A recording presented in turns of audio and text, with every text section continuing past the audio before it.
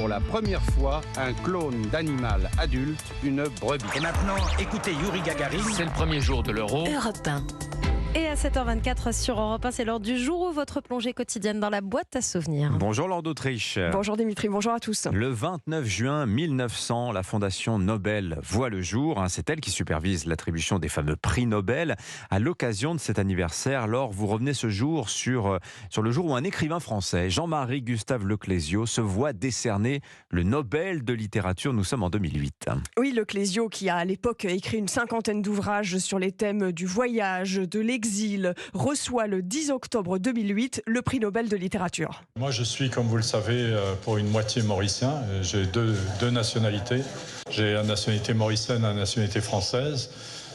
Donc c'est aussi au nom de l'île Maurice que je suis très content de ce prix, parce que l'île Maurice est une petite nation indépendante qui n'a absolument aucune subvention pour soutenir la culture française. Le voyage, il connaît. Leclésio a 7 ans quand, avec sa mère et son frère, il part pour l'Afrique faire la connaissance de son père, médecin du gouvernement anglais. Leclésio n'écoute pas la radio, ne regarde pas la télévision. En 1986, sur Europe 1, il expliquait au micro de Jean-Pierre Elkabbach qu'il ressentait le monde extérieur comme une agression.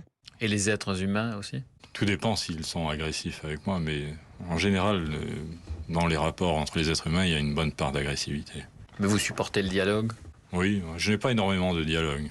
Mais les écrivains sont impossibles parce qu'ils doivent faire vivre des gens et les faire parler. Et eux-mêmes ne sont pas très doués pour ces activités-là. Alors à 23 ans, pour son premier roman, Le Procès-verbal, Jean-Marie Leclésio avait reçu le prix Renaudot.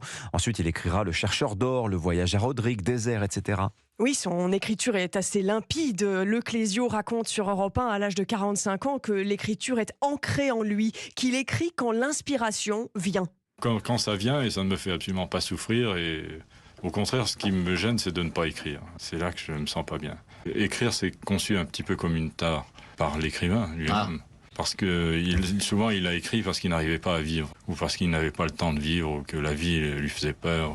Et qu'est-ce qu'un bon livre ? Réponse de Jean-Marie Leclésio. Un beau livre, c'est un livre dans lequel on s'oublie. C'est-à-dire un livre qui va vous prendre et vous laisser différent. C'est comme une aventure humaine. Ah, ça, c'est une belle définition. Vous lisez quoi en ce moment, Anissa ?